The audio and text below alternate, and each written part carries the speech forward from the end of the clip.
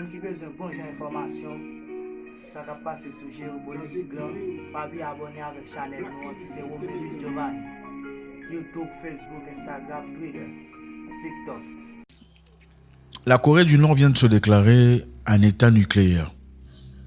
Depuis quelques heures, la Corée du Nord se déclare État nucléaire, c'est-à-dire en capacité de bombarder n'importe où dans le monde avec des moyens nucléaires. C'est lourd, hein? C'est très lourd. Et ça fait peur. Ça vous donne quel sentiment? De peur, de joie? Certainement pas de joie, okay? Parce que très peu de personnes veulent voir des gens mourir. Mais si ça vous fait peur parce que c'est la Corée du Nord qui a des moyens nucléaires maintenant, eh ben, il faut se poser des questions. Il faut se poser des vraies questions. Il faut se poser des questions, savoir pourquoi vous avez peur que ce soit la Corée. Pourtant, il y a beaucoup de pays qui ont des moyens nucléaires aujourd'hui. Et beaucoup en tout cas, ça ne vous inquiète pas. Les États-Unis ont des moyens nucléaires, des bombes nucléaires, la France, l'Angleterre et certains autres pays favorisés. Vous savez de quoi je parle. Ça ne vous dérange pas, n'est-ce pas? Parce que généralement, si ça vous dérange, c'est-à-dire sur le plan moral, vous avez naturellement l'impression que ces pays cités plutôt sont bienveillants, donc vous ne risquez rien. C'est ok pour eux d'avoir des armes nucléaires, et pas pour des pays qui ont été diabolisés pendant très longtemps. Donc la Corée du Nord se déclare nation nucléaire. Ça fait peur à l'Ouest. Ça ne fait pas plaisir du tout, parce que depuis un temps, on a fait tout ce qu'il y avait à faire pour les empêcher d'y arriver. Ils ont fait plus de 30 essais de balistiques, c'est-à-dire de missiles à longue portée. Un missile pourront parcourir pendant 5 km de distance d'un continent à un autre. Donc pas besoin de venir en guerre chez vous à la maison. On peut tirer à partir d'ici et vous atteindre chez vous là-bas. Maintenant imaginez, si on y place une tête nucléaire, ça devient lourd, n'est-ce pas?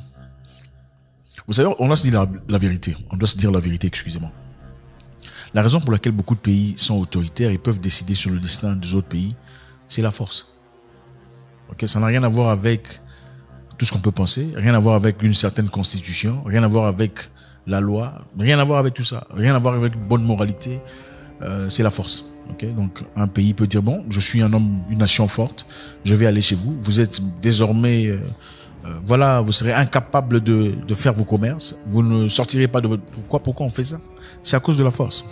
Alors la Corée du Nord, vous savez où ça se trouve? La Corée du Nord, il y a Corée du Nord et Corée du Sud. Comment est-ce que Corée du Nord s'est retrouvée ainsi, tel que Corée du Sud? La Corée n'était qu'un pays avant la Première Guerre mondiale et la Deuxième Guerre mondiale. La Corée n'était qu'un pays. À la fin de la Deuxième Guerre mondiale, la Corée était en possession, la Corée était colonisée par les Japonais, si on peut dire ça comme ça. Dominée, contrôlée par les Japonais pendant la Deuxième Guerre mondiale. Et à la fin de la Deuxième Guerre mondiale, une partie de la Corée, c'est-à-dire la partie nord, a été contrôlée par les Soviétiques et la partie sud par l'Ouest, vous comprenez. Pourquoi? Parce qu'évidemment, l'Ouest, où les Américains, les Anglais, plus l'Union soviétique, sont ceux qui ont combattu Hitler pendant la Deuxième Guerre mondiale pour libérer le monde. On n'en parle pas beaucoup. Beaucoup ne parlent que des États-Unis et des Nations Unies. On parle très rarement de l'Union soviétique qui a joué un rôle très important dans la libération de l'Europe, de beaucoup de pays européens en tout cas, contre Hitler. Alors, suite à cela, la partie nord a été contrôlée par les soviétiques, c'est-à-dire, vous comprenez, la partie sud a été contrôlée par l'Ouest. Alors, avec le temps, la partie sud a adopté avec les temps la mentalité de l'Ouest. Vous comprenez, hein, tout ça, tatouage, papa, maman, tout le bazar. Vous savez comment ça, vous avez compris. La partie nord a gardé une mentalité plutôt soviétique, hein, mentalité de l'Est, dure, solide, structurée dans, peu importe, vous avez compris de quoi il s'agit. Mais comprenons ici, ce n'était qu'un pays, c'était les mêmes peuples. Ils sont des mêmes peuples, divisés par une frontière, par une zone démilitarisée. Ils sont devenus des ennemis les plus farouches, mais ce sont des frères. C'est-à-dire en Corée du Nord, vous trouverez des frères qui sont en Corée du Sud. Les Coréens du Sud ont des cousins, des tantes qui sont en Corée du Nord. Maintenant, la politique de la Corée du Nord est très, très brutale, très dure, par rapport aux informations que nous avons. On ne peut pas dire si c'est vrai ou pas, mais d'après les médias internationaux, la politique est très dure. Je vous donne quelques exemples, par exemple. En Corée du Nord, on ne peut pas écouter des contenus étrangers. D'accord? La musique, Hollywood, le cinéma, tout ça. C'est leur loi, c'est leur façon. Si vous faites ça, vous avez des gros problèmes. On n'est pas autorisé à faire ça. En Corée du Nord, vous ne pouvez pas faire des appels internationaux. Vous n'appelez personne international. Big problème. En Corée du Nord, par exemple, vous ne pouvez pas mettre des jeans. Okay, des jeans et des bikinis, comme vous le faites à l'Ouest. C'est leur mentalité, les bikinis sont importés. Les Africains ont commencé à mettre des bikinis quand ils ont commencé à imiter certaines personnes. Ils ont peut-être, eux, Coréens du Nord, décidé de garder leur culture pour éviter ça. Qui sommes-nous pour juger? En Corée du Nord, on ne peut pas voyager sans autorisation officielle des officiels, évidemment, ce n'est pas possible. En Corée du Nord, on choisit votre profession pour vous. D'accord? L'État choisit ce que vous allez devenir dans la vie. Bon, pour certaines personnes, évidemment, ce n'est pas génial à entendre. Enfin, bref, c'est difficile de comprendre la culture des gens. On pourrait aussi dire que, voilà, en Afrique, vous êtes obligé de payer la dot. Hein. Si vous demandez à tous les hommes, je ne pense pas que tous les hommes aiment payer la dot. D'ailleurs, on a fait une vidéo récemment, beaucoup de gens ont dit qu'il faut abolir la dot. Mais est-ce que vous abolissez la dot? Non, vous appliquez la dot. Donc, c'est difficile de comprendre ce qui se passe dans la tête de quelqu'un ou de juger partant d'un aspect complètement étranger. En Corée du Nord, on ne peut pas appeler son enfant Kim. Vous avez un garçon, il ne peut pas s'appeler Kim parce que le président ou le chef s'appelle Kim. Donc, il faut chercher un autre nom. En Corée du Nord, on choisit votre style votre chevelure, style, tout ça. Il y a 28 styles qui sont autorisés, sans lesquels vous aurez des problèmes avec l'État. Donc, il faudrait suivre, voilà, vous avez compris. En Corée du Nord, un criminel pourrait mettre toute la famille en danger. C'est-à-dire, un criminel, par le simple fait, prenons par exemple, si vous vous suicidez, on va arrêter toute la famille. Vous vous suicidez, on arrête toute la famille. Parce qu'on veut comprendre comment est-ce que tu t'es suicidé. Qu'est-ce qui s'est passé? Pourquoi tu t'es suicidé? Personne n'a remarqué tout ça. Mais aussi, malheureusement, si tu commets des histoires atroces, bizarres, on pourrait arrêter un membre de famille pour l'interroger pendant un temps pour que toi, Bon, c'est difficile à dire parce que, évidemment, aujourd'hui, dans beaucoup de pays de l'Ouest, on le fait aussi de manière très subtile. On peut t'arrêter. Hein, les agents de sécurité peuvent t'arrêter, toi, pour un crime commis par ta tante ou par ta maman, pour te faire sortir ta maman, ou on peut arrêter ta maman, sans vraiment dire qu'on l'a arrêté, questionner, c'est comme ça qu'on appelle, interroger. Les interrogations ou interrogatoires sont des arrestations. Mais bon, on essaie de nettoyer un peu, lubrifier un peu, quelque chose de faire propre. Mais c'est le même concept. En Corée du Nord, la formation militaire est obligatoire. Donc chaque personne doit impérativement pendant 10 ans, surtout si c'est un homme, 10 ans pour les hommes et 7 ans pour les femmes, aller faire sa formation militaire. Pourquoi? Parce qu'ils ont compris l'importance d'une force militaire. D'une forte force militaire.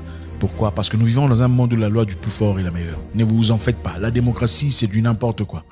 C'est ça la vérité. Je sais que c'est extrême. La démocratie n'est qu'une différente forme de dictature. Okay, on vous donne l'impression que vous avez le choix. Vous choisissez un chef, mais en réalité, ce qui se passe derrière les barreaux, vous savez pas. Derrière les ballots, vous savez pas. L'ordinateur et le programmage, la programmation qu'on met là, qui a fait ça? Dans quel concept? On ne sait pas parce qu'on sait, voilà, votre téléphone, quand vous appuyez, ça s'allume. Pourquoi ça s'allume? Ça s'allume parce que quelqu'un a programmé pour que ça s'allume. Et qu'est-ce qui vous fait croire que c'est en cliquant Monsieur A, c'est lui qui sera voté Monsieur A ou la machine, enfin bref, vous avez compris. La démocratie est une nouvelle forme de tout ce qu'il y a là. Et puis, c'est pas parce qu'il y a démocratie qu'il y a nécessairement paix et bonté et avancement. La Libye n'était pas une démocratie, vous le savez. Mais les Libyens, ils gagnaient bien leur vie. Ils payaient pas de taxes. Votre argent, c'est votre argent. Vous donnez de l'argent de l'État pour aller faire vos travaux. N'est-ce pas? Vous ouvrez votre petite ferme, on vous apporte un coach pour vous apprendre comment travailler, comment opérer. On vous donne $5,000 pour commencer une famille. On vous donne un appartement. Vous voulez voyager pour des soins médicaux. On vous envoie en facile. Ce n'était pas une démocratie. Il n'y avait pas de l'eau en Libye. On a irrigué. C'est Mohamed Kadhafi qui l'a fait. Personne n'a payé quoi que ce soit, pas de taxes, pas de charges, rien. Gratos, free. Ce n'était pas une démocratie. Donc, il faut pas nous dire que la démocratie est nécessairement, enfin, je sais pas. Je ne pense pas que la démocratie soit essentiellement adaptée à tout le monde. Même si, théoriquement, elle est très bonne. En Corée du Nord, l'État choisit où vous vivez. C'est-à-dire, c'est l'État qui dit, toi, tu vas aller vivre dans ce village. Toi, avec tes compétences, tu vivras ici. Toi, avec tes capacités, tu vas vivre là-bas. Ça paraît bizarre et chaud, d'accord, mais pour ceux d'entre vous qui savaient ou qui ne savaient pas, laissez-moi vous dire, en Australie, par exemple, si vous demandez aller vivre en Australie en tant qu'étranger, qu'est-ce qui se passe? L'État australien choisit, vous allez vivre en Australie. Vous serez à Adelaide, vous serez à Perth, peu importe, c'est eux qui choisissent. Vous ne décidez pas où vous partez. Vous allez y vivre, vous avez les compétences, on va vous dire, bon, monsieur, vous ne pouvez vivre que là-bas. Ça, c'est votre circonstance. Vous ne pouvez pas aller ici, c'est ici. Voilà. On n'en parle pas, mais bon, je ne sais pas encore, c'est très différent. Bref, c'est un peu ça. C'est vrai qu'il y a des choses qui paraîtraient bizarres et inacceptables pour beaucoup d'entre nous qui avons grandi dans un concept bien précis. Comprenez que votre religion, généralement, c'est parce qu'on vous l'a appris ou c'est parce que vous êtes né dans une situation imposant cette religion ou parce que vous l'avez peut-être acquis. Pour très peu de personnes, vous avez changé de religion. Vous avez progressivement, volontairement choisi de devenir ce que vous êtes. Ce n'est pas pour dire que votre religion est mauvaise. Ok, d'ailleurs, qui suis-je pour juger votre religion? Vous jugez la mienne? Personne. Chacun a son choix. La réalité est que il est quand même facile de juger une tierce personne de ses choix partant d'un concept qu'on ne comprend même pas. Parce que notre réalité aujourd'hui, les habits que vous portez, ce ne sont pas les habits que vos grands-pères portaient. Vous vous êtes trouvé dans une situation où voilà, les hommes mettent des trucs comme ça, bleus, les filles mettent des trucs roses, n'est-ce pas? Qui a commencé le concept rose pour les femmes, bleu pour les hommes? On n'applique pas ça aujourd'hui? Ok. Qui a commencé le concept de célébrant la femme qui va, comment vous appelez ça? Baby shower, c'est quoi en français? Célébrant la femme qui va faire un enfant. C'est dans votre culture? Je ne pense pas. Si ça y est, c'est quand même pas de la même façon. Qui a commencé célébrant l'homme qui se marie? Va t'enivrer, va faire tout ça. Ce sont des choses qu'on copie très largement. En Corée du Nord, on a aboli toutes ces histoires. C'est-à-dire l'influence européenne, l'influence western et occidentale est complètement bloquée. C'est leur façon de vivre leur vie. C'est comme ça qu'ils veulent rester. C'est comme ça qu'ils veulent évoluer. Ils pensent qu'en restant eux-mêmes coréens, ils peuvent facilement choisir leur direction. Alors, que ce soit bon ou mauvais, qui sommes-nous pour juger? En tout cas, partons d'un concept que dans nos propres pays, nous avons nos propres problèmes qui sont pas encore résolus. Pourquoi il faut aller chez les gens chercher à résoudre les problèmes des gens pendant qu'il y a encore des gens qui meurent? Par exemple, aux États-Unis, des Noirs qui meurent chaque jour tirés par tout ça. Il y a plus de 300 000 gens qui vivent en difficulté, en pauvreté, sous les rails, des sans-abri à New York. C'est juste pour passer un exemple. Il n'y a pas que les États-Unis. Il y a en France. La France a des problèmes. Le Royaume-Uni a des problèmes. Parlons pas d'Europe. L'Afrique a ses problèmes personnels. Pourquoi on doit s'inquiéter de ce qui se passe en Corée du Nord? Entre parenthèses. Maintenant, pourquoi cette information est importante et intéressante? C'est parce qu'en contraste avec la Syrie, par exemple, qui n'a jamais vraiment été armée à cette hauteur-là. La Corée du Nord ne peut pas être perturbée. On ne peut pas aller quitter l'Europe ou l'Occident pour aller bombarder la Corée du Nord. Sinon, on l'aurait fait depuis très longtemps. Pourquoi on ne le fait pas? Parce qu'il y a risque. Les humains n'ont peur que de risques. Les hommes dangereux n'ont peur que du danger. Le bandit n'a peur que de violence. C'est pourquoi quand vous faites face à des gens qui sont pourris, malades dans la tête, il y a des fois il faut être pourri, malade, plus pourri que eux pour qu'ils aient peur, pour qu'ils se reprennent. C'est ça la vérité. En Afrique du Sud, la plupart d'hommes, en tout cas parmi les blancs, ont des fusils. Pourquoi ils ont des fusils? Naturellement, partant de votre concept de sainteté, de naturalité, vous voulez bien une société, pas de fusil, où on vit en paix, n'est-ce pas? Malheureusement, là-bas, il y a 60 meurtres par jour, il y a des vols, des tueries et tout le bazar. Alors, les tueries, les vols et les meurtres, tout ça vient d'un seul côté. Non, je ne le mentionnerai pas, vous avez tout à fait compris. Qui font les tueries, qui font le meurtre, qui font les vols? Pour la plus grande, en tout cas pour à 99,9% des fois. Maintenant, l'autre communauté a décidé de s'armer. Comment ça fonctionne? Quand un bandit a un choix entre aller dans la maison d'une personne qui n'est pas armée et aller dans cette maison où la personne est armée, vous pensez que le bandit irait où? Dans la maison de la personne qui n'est pas armée. Pourquoi? Parce qu'il ne risque aucun risque. Voilà l'importance de pouvoir être en aptitude, en capacité de se protéger. On a bombardé la Libye, prétextant que la Libye avait, tué son peuple avec des armes chimiques, n'est-ce pas? Est-ce qu'on en a trouvé? Non. Il est parti. Pourquoi? Parce qu'il était incapable de rétalier. On est parti détruire l'Irak, d'accord, accusant l'Irak de possession d'armes biologiques ou d'armes de capacité incroyable. Partant du concept que eux-mêmes ont ces armes-là, ils sont partis bombarder les autres. On est parti en Syrie, la même chose. Pourquoi on ne va pas en Corée? Parce que la Corée a la capacité de se protéger. On a accusé la Chine de maltraiter ses populations, de génocide. Pourquoi on n'est pas parti en Chine pour bombarder? Parce que les brutals n'ont seulement peur que de la brutalité. Les violents n'ont seulement peur que de la violence. Et la seule façon de se faire respecter dans le monde, ce n'est pas à travers une diplomatie compliquée. Sinon, la diplomatie compliquée aurait fonctionné en Ukraine et en Russie. Cette diplomatie compliquée qu'on apporte en Afrique, où il faut fermer vos gueules et faire ce qu'on vous demande de faire, c'est parce qu'on sait généralement les Africains sont des poltrons qui ne peuvent pas se défendre. Désolé de le dire comme ça, c'est comme ça que certaines personnes pensent des populations africaines. C'est-à-dire, il faut commencer à construire, pas seulement ses ventres, construire des maisons pour sa famille, il faut commencer à construire un moyen de défense. Et les pays, même en Afrique, certains, dont je ne citerai pas les noms, ça choquerait les gens, ont compris cela et commencent peu à peu à reformuler leur armée, reformuler leurs moyens de protection, leur capacité de sécurité, informatique et tout le bazar. Parce qu'on comprend que le monde bouge vers une direction où le plus fort est le plus respecté. Il y a le monsieur ici qui me demande, pour que vous compreniez, comment est-ce que l'Afrique va s'en sortir? Comment l'Afrique ferait pour développer les armes, pour se protéger, tout le bazar? En République démocratique du Congo, dans un coin du Chaba à l'époque, c'est là où on a tiré les éléments qu'il fallait pour aller créer la bombe nucléaire qui est tombée au Japon. Hein? J'ai oublié comment ça s'appelle. Non, pas Hiroshima. Cet endroit en République démocratique du Congo. Ceux qui savent écrivent ça. C'est en République démocratique du Congo. On a pris l'uranium pour aller bombarder là-bas. Mais beaucoup d'éléments, beaucoup de produits, beaucoup de choses sont en Afrique. Mais les gens sont là, voient ça, ils savent pas quoi faire avec.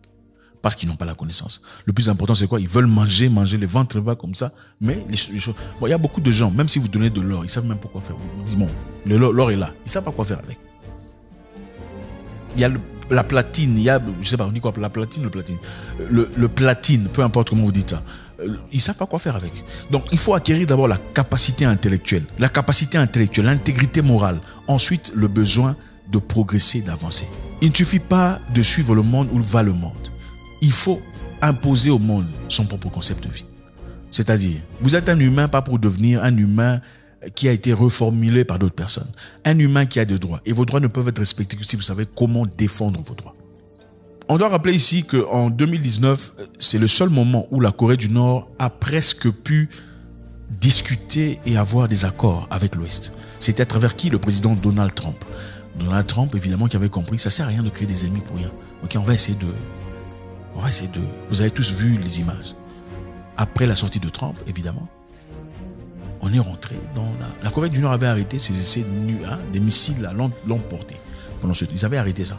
Après Trump, c'est arrêté. Pourquoi c'est arrêté? Parce que l'autre côté, eux, favorisent la création des armes. Donc, quand Donald Trump va chercher la paix avec la Corée du Nord, il y a moins de peur. Or, ici, on a besoin de créer la peur pour fabriquer les armes et vendre au pays. Maintenant, si l'Américain a l'impression qu'il n'a pas d'ennemis, pourquoi on va créer les armes? Bon, si on ne crée pas des armes, comment on fera de l'argent? Il est important d'avoir des armes, des ennemis réels ou fantômes pour créer des armes. Encore une fois, ce sont des vérités qui dérangent, mais bon, ceux qui ont compris, ont compris. Ceux qui ont compris, ont compris. Il est important pas seulement de faire partie de l'ONU, mais aussi commencer à se placer. Est-ce que vous réalisez qu'à l'ONU, il n'y a que 5 places sérieux, pour dire ça bêtement, c'est-à-dire 5 places de conseil de sécurité permanent. Il n'y a que 5 pays. Il y a les États-Unis, l'Angleterre, la France, la Russie et la Chine. Les États-Unis, l'Angleterre, la France, la Russie et la Chine sont les 5 pays qui décident sur votre avenir. Si eux disent, bon, on va aller bombarder là-bas, on va vous bombarder. Peu importe, même s'il y a 50 millions de personnes, les 5 personnes représentent, 5 personnes peuvent décider votre avenir. Et l'Afrique n'a pas de place permanente. Comment est-ce que 5 pays peuvent décider pour tout le monde? C'est difficile. On a besoin d'une jeunesse forte. Une jeunesse qui comprend, une jeunesse qui avance. Pas seulement qui noie dans la bêtise, l'improductivité, l'insalubrité mentale, les insultes, ce n'est pas ça. Il faut commencer peu à peu à se révolter. C'est-à-dire, dans votre pays, on a besoin des révolutionnaires, des gens comme Julius Malema. Il n'est pas parfait, mais des gens qui commencent à recadrer, à restituer, changer la mentalité, à mener les gens vers une direction. Ça sera dur au départ. Ça sera dur. Mais avec le temps, vous trouverez des gens qui vous ressemblent. On a besoin d'une Afrique forte, une Afrique consciente, pas une Afrique égoïste et matérialiste. Il ne suffit pas de regarder des vidéos de comment faire l'argent, comment s'enrichir. Il faut comprendre votre rôle dans cette vie. Vous n'êtes pas sur cette terre seulement pour manger, faire de l'argent et mourir. Ça, c'est des gens abrutis qui sont abrutis. Les gens sans âme, sans... Être humain, c'est pas seulement se respirer. Okay? Un être humain, c'est une personne qui impacte dans sa présence. Et impacter, ce n'est pas seulement comment chercher l'argent. Impacter, c'est comment tu as impacté ta patrie. Tu as impacté la nation, ceux qui te ressemblent, ceux qui te suivent, ceux qui sont aux alentours, ceux qui sont à tes proximités, à travers tes paroles. God bless.